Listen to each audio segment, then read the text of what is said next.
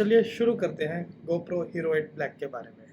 सबसे पहले बात करते हैं इसकी बिल्ड क्वालिटी और डिज़ाइन के बारे में।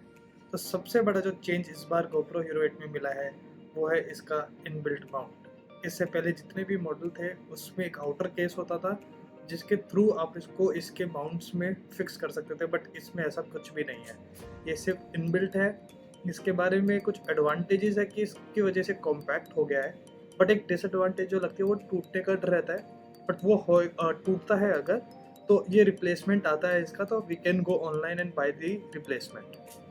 अब इसमें एक अच्छी खासियत ये है कि इसमें 3 माइक्स है। कहीं भी अगर विंड चल रहा है तो इसकी जो वॉइस रिकॉर्डिंग है वो अच्छी है। रीज़न 1 माइक, 2 माइक और तीसरा माइक यहाँ पर, तो इसमें इनबिल्ट 3 माइक्स है जिससे बड़ा अच्छा फ़ायदा होता है इसमें साउंड क्वालिटी के लिए। इसमें दूसरी एक जो चेंज दिया है वो है इसका लेंस कवर जो बोलते हैं। इसमें ये फिक्स है, ये चेंज नहीं हो सकता है।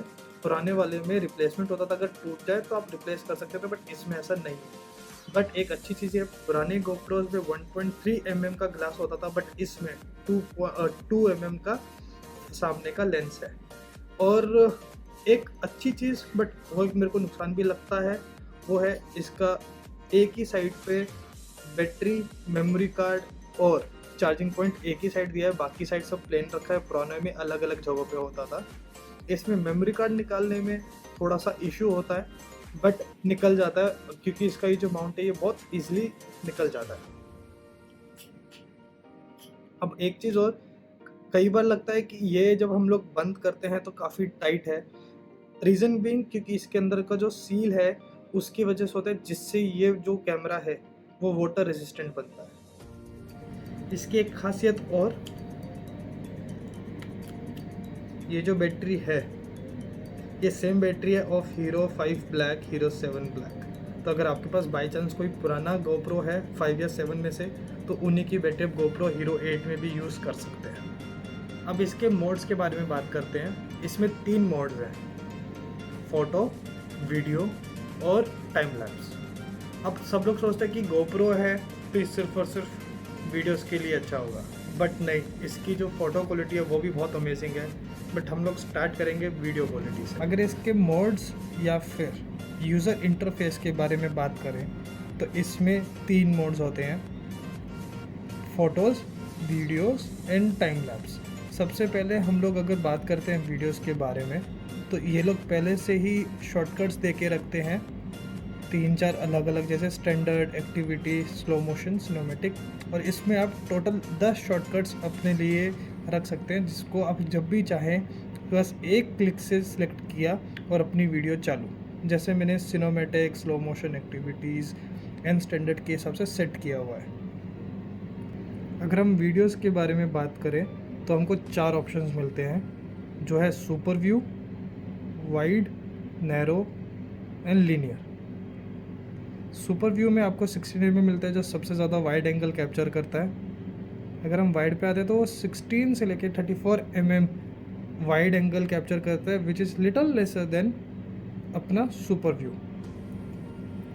लीनियर होता है 19 to 39 mm, जिसमें भी थोड़ा बहुत फ्रेम कट होता है, बट सबसे ज़्यादा फ्रेम जो कट होता है वो होता है नैरो, जो है 27 mm। अब अगर आपको इसकी कुछ फुटेज देखनी है तो वो साइड में चल रही है। आप अपने हिसाब से इसके ऑप्शन सेलेक्ट कर सकते हैं डिपेंडिंग अपॉन, अगर आप पहाड़ों पर है तो आपको शायद सुपर व्यू चाहिए, बट अगर आपको कोई छोटा सनसेट मिल रहा है तो आप नैरो पे आएंगे। तो विच इज़ वेरी इजी, सारे शॉर्टकट सिर्फ एक क्लिक पे होते हैं, क्योंकि इसका जो होम स्क्रीन है उस होम स्क्रीन पे इन्होंने सारे शॉर्टकट दिए हुए हैं। GoPro Hero 8 में जो सबसे बड़ा डिफरेंस है वो है ISO।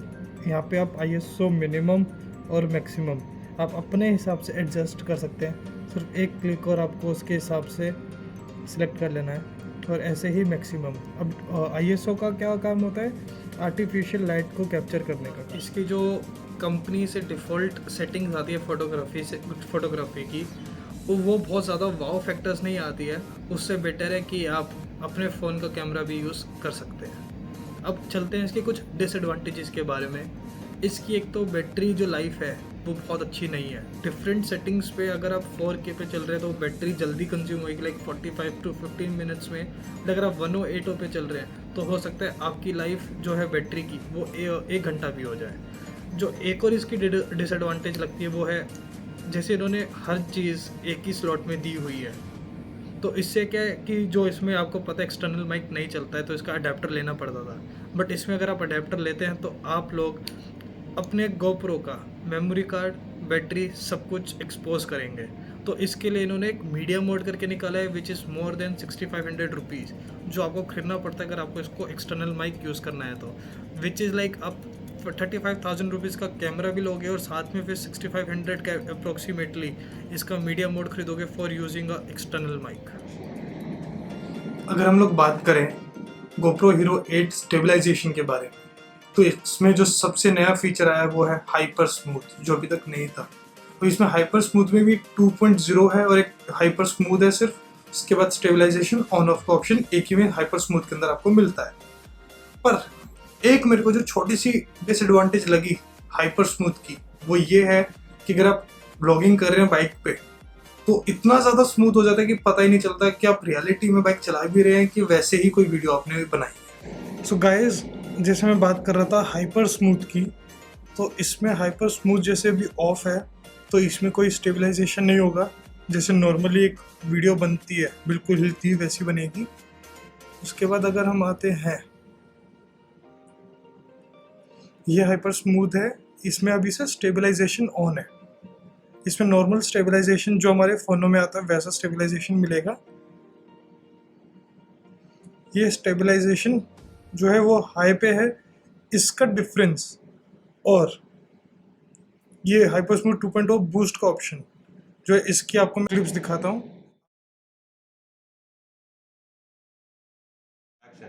तेरी प्यारी प्यारी दो किया।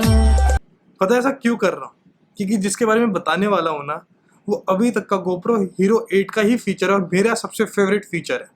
सिर्फ और सिर्फ एक क्लिक से आप अपनी वीडियो को नॉर्मल मोड पे और एक एक क्लिक पे बिल्कुल फास्ट फॉरवर्ड कर सकते हो बिना किसी एडिटिंग के। जो अभी तक हम लोगों को बैठ के एडिटिंग करनी पड़ती थी, ऐसा कुछ भी नहीं करना है, सिर्फ एक क्लिक और आपका काम डन। सिर्फ GoPro से निकालो और अपलोड।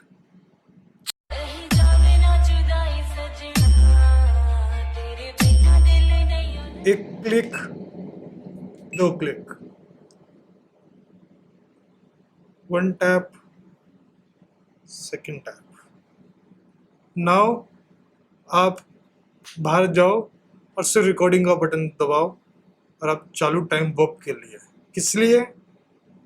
इसके लिए।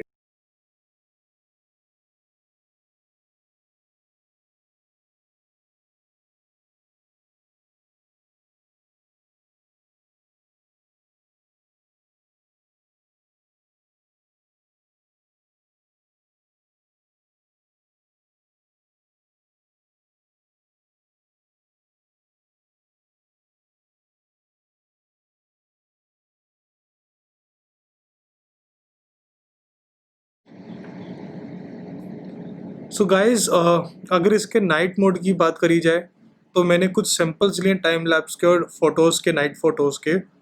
मेरे को इसकी क्वालिटी बहुत ज़्यादा वाव नहीं लगी, बिकॉज अगर थोड़ी सी भी लाइट नहीं है तो इसका काम नहीं होएगा।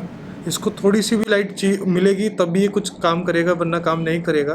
तो आपको मैं कुछ सैम्पल्स दिखा रहा हूँ इसके टाइम लैप्स के और फोटोज़ के। आप देख के खुद पता करो कि कैसा है कैसा नहीं है, कमेंट करके बताओ। तो गाइस, कैसी लगी आपको ये वीडियो? मैं अपनी तरफ से पूरा 100% दे रहा हूँ, बट वो ना पंच, वो सपोर्ट नहीं आ रहा है। वो कमेंट करो, आपको इस वीडियो में कौन सा पार्ट अच्छा लगा, आप वो कमेंट करके बताओ। जो पार्ट अच्छा नहीं लगा वो पार्ट भी कमेंट करके बताओ। और आपको और किससे रिलेटेड वीडियो चाहिए वो भी कमेंट करके बताओ। मैं आपको लाइक या शेयर करने को नहीं बोल रहा हूँ या ना सब्सक्राइब करने को बोल रहा हूँ, बट एटलीस्ट कमेंट करके तो बताओ आपको आगे क्या चाहिए, क्या पसंद आया, क्या नहीं आया। तो चलो चलते हैं, यहीं पे इस वीडियो को ओवर करते हैं। मोटो व्लॉग्स।